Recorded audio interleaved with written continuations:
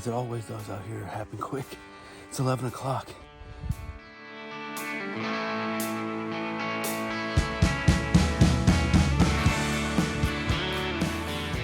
All right, here we go. It is Sunday, November 13th, and day 2 of modern gun season here in Kentucky. But as you can tell, it's not dark. You're like, Dave, what's going on? Why are you making your opening interview at 8:13 in the morning? It's because if you watched yesterday's episode, go back and check that one out if you missed it. But I did a 13 and a half hour sit, and my best activity yesterday was midday.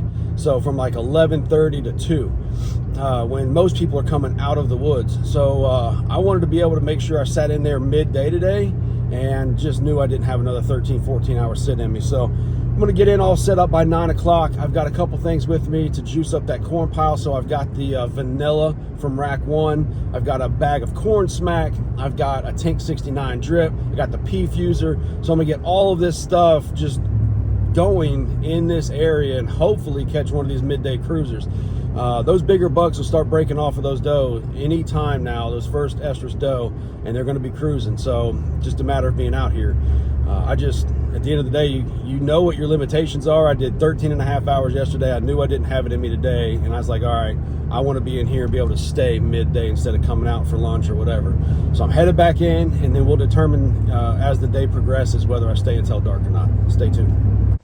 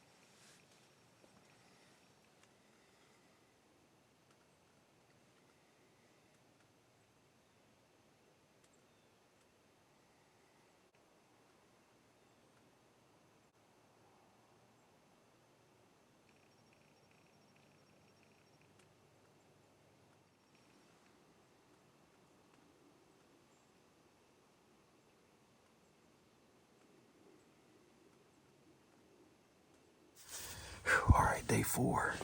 It is November 15th, so it's Tuesday. I had to work today. So yesterday I hunted pretty much all day. I took like 2.5 hours off in the middle of the day. And yesterday morning, I seen that spike for corn and then another spike, a longer spike all morning. Went out, came back, and then I sat here last night. I just had to change everything up because Saturday, opening day for gun, my big, huge 8-point, he's on my target list. He was right in front of me at 150 yards at 4:45 daylight, but unfortunately, he was just over the hill where I couldn't see from that tower blind. And then Sunday at, I think 12:30, 12:45, he come busting across this field and popped that hill from where I was sitting, and I could only see him for like 4 or 5 seconds. So 2 days in a row he was daylight, but both days he was coming back here. So last night I moved my set on this fence row overlooking this entire bottom, and I seen 6 doe last night. That was it before dark. So 2 mature doe, 4 yearlings, and looked like 2 sets of twins, and they were both with their moms. That's all. And so I got out of here, had to work today, but I'm back here now. It's 2:30. It's about like 32, 34 degrees, something like that. It's cold. It's been raining all day, on and off, misting. Should have been out here all day long, but just could not get away from work. But we're in here now, and we're gonna sit till dark. So fingers crossed, one of these big bucks are cruising this backside of this hill, and its bottom.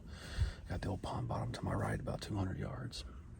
Got this grown-up bottom that we're letting be a sanctuary, and then I've got my stand in front of me at 150 yards, but the wind's blowing this way. So since I have the old smoke pole with me tonight, I figured I'd go ahead and cut that distance with that and keep my wind this way out of my hunting area. So fingers crossed this thing works, but we're gonna sit in here and see what happens. All right, everybody, it's Wednesday, November 16th, and I'm back in here on the ground in this blind on the back side of the farm. Tucked down into this high grass. I left this field high on purpose. I can see 200 yards all the way around this field.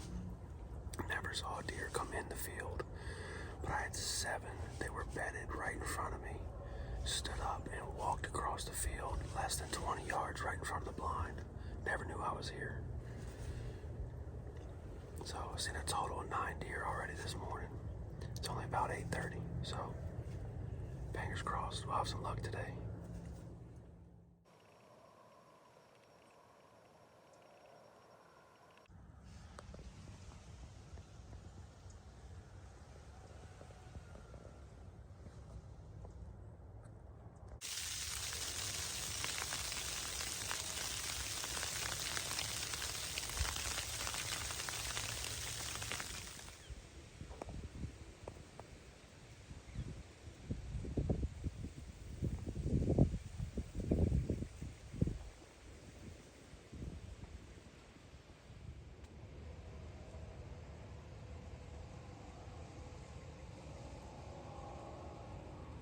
All right, here we go. It is Thursday, November 17th, and I'm still on rutcation. So since last Friday afternoon, I've got 54 hours of stand time and just no luck. But we're getting into the 18th, 19th, 20th. Those 3 days have historically been my best days on this farm. Matter of fact, last year I took the second largest buck of my life, and that was on the 19th. I've taken the 2 other larger bucks. My biggest buck, which is Hightower, I took him on the 18th. So, and then the largest, actually, hold on. Then the largest buck that I actually took, not as far as time length, but as far as body size, this thing was just a tank. Thought he was a horse that morning going across the field in the first light. But I took him on the 20th. So I went back and looked. So the 18th, 19th, and 20th are my largest buck days, and we're getting into that time. Yesterday or last night, well, yesterday was an all-day set. I came out for about 2 hours, ran into town, grabbed some corn, freshened up that corn on that side of the farm, and then last night I seen 5 doe come up from that tall grass about 200 something yards away, worked their way into the food plot. Go figure, I'm not over there, which wind wouldn't let me be over there right now anyway. The wind's blowing right across that food plot, right where I'm sitting at. The wind's blowing right behind me over that hill. And then, I don't know, probably an hour before the end of legal, I seen that 8-point come up out of the bottom. He came up and he stood. I mean, as soon as I saw him, I knew he was a buck, just his posture, his stance. So anytime that happens and you're filming, it's like, all right, do I grab my binoculars? Do I grab, the camera? Do I grab my rifle? So I grabbed my rifle first, got on him, and I realized he wasn't a shooter buck. So got a little film action of him, but he got halfway up that hill, stopped, looked dead at me. I don't know if he saw me filming or what. I find that hard to believe that far away in that blind.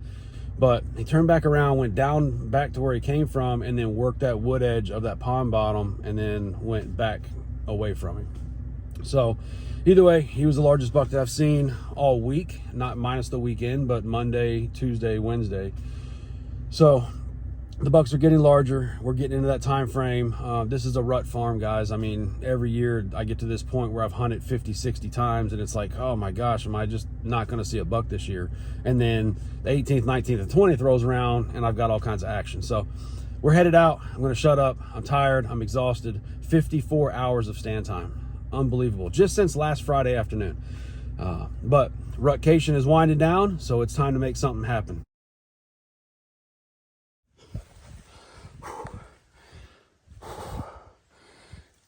Guys, as it always does out here, it happened quick. It's 11 o'clock. Haven't seen nothing since first light. And this dude come barreling over the hill. I didn't have time to do nothing, we just grabbed the rifle and I led him. Huge mule kick, and then took off down the hill. And then right behind that, I heard a shot. I don't know if it's someone on the next property over or what the deal. I mean, it was pretty quick, so I don't think a deer got there that fast. But I don't know. I mean, I think he got hit hard.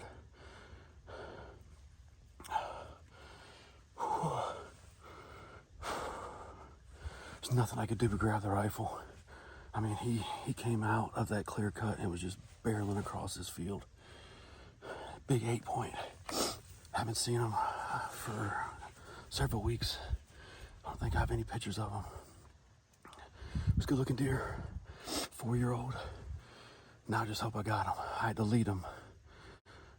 Fingers crossed. All right, so here's the situation. It is 1:30, so it's been 2.5 hours. I called the landowner next door because shortly after I shot, I'm talking less than a minute, I heard a shot pretty close. And then about a minute or two after that, I heard another shot from their property. And it was just real coincidental. So before I pushed back down in here, I found that blood, a little bit of blood, some hair at the point of impact. But I'm trying to cover all my bases, so I called the property owner. He's got hunters on his property. Just asked him if he would reach out to them if they had shot that deer, if they've recovered their deer.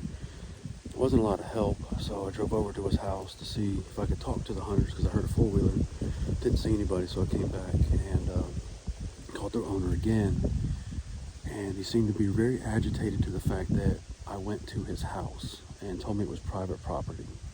He didn't tell me to stay out of it, just said it was private property.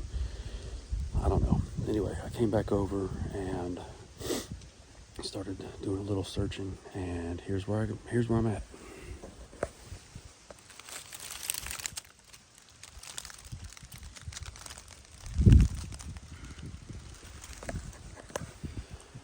That's good blood. That's lung blood. So I'm hoping that deer didn't go much further. But I'm only about 200 yards as the crow flies to that other property, so I guess the search begins.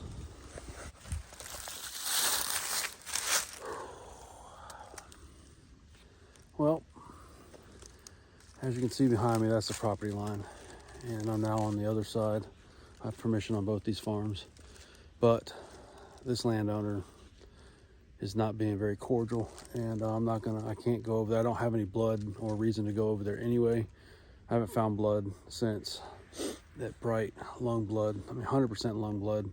I'm 100% positive that was a mortal shot and that deer was gonna die. The only thing I can think of is that he just held his breath and did the death run and got across his property line, because it's just too coincidental that within a minute of me losing sight of that deer over the hill, that these folks over here shot. And then about another minute later, another shot, different report altogether, and two different hunters a minute apart. If I was a betting man, I'd say my deer, whom was going to die, got across the property line. And since these guys are hunting the property line for the most part, pretty close to it, probably shot the deer and took it out. So I've now blown up this spot for tomorrow's the 19th. I'm sorry, the 18th. And it's my favorite day to hunt. I've killed two really big deer on the 18th. Today would have been the 17th. Yeah, doesn't look like we're gonna recover this deer. But at this point, I mean, I've grid searched right at 2 miles, and I've checked all the creeks, all the dried out creek bottoms on both sides of this mountain, and I'm not finding any blood and no dead deer. So I'm now officially blown up this spot, so probably won't be hunting here tomorrow. We've got to figure something out. But yeah, it stings a little. It also stings a little that, you know, there's not a little bit more camaraderie within the hunting community. That if you heard a shot, you see a wounded animal, and then you shoot it and keep it for yourself. I mean, at the end of the day, whoever shoots the deer and kills it and recovers it, that's their deer on their land, so I can't say nothing about that. It's just the fact that I've reached out, I've called the landowner, I've tried to at least get confirmation, so I'm not out here tearing the woods up and looking for a ghost deer that doesn't exist, because they've already got it loaded up on a trailer, and they won't help me out at all. So it is what it is. This guy's just running a business over here. He don't care. He doesn't hunt. He just gets paid to let people come hunt his property. They're here for a couple days, and they hunt right up on the property line because the owner knows I have food plots and feed and everything else over here. So nice bed. Anyway, disappointing, but it's part of hunting. You're gonna lose some of them. Get back to work.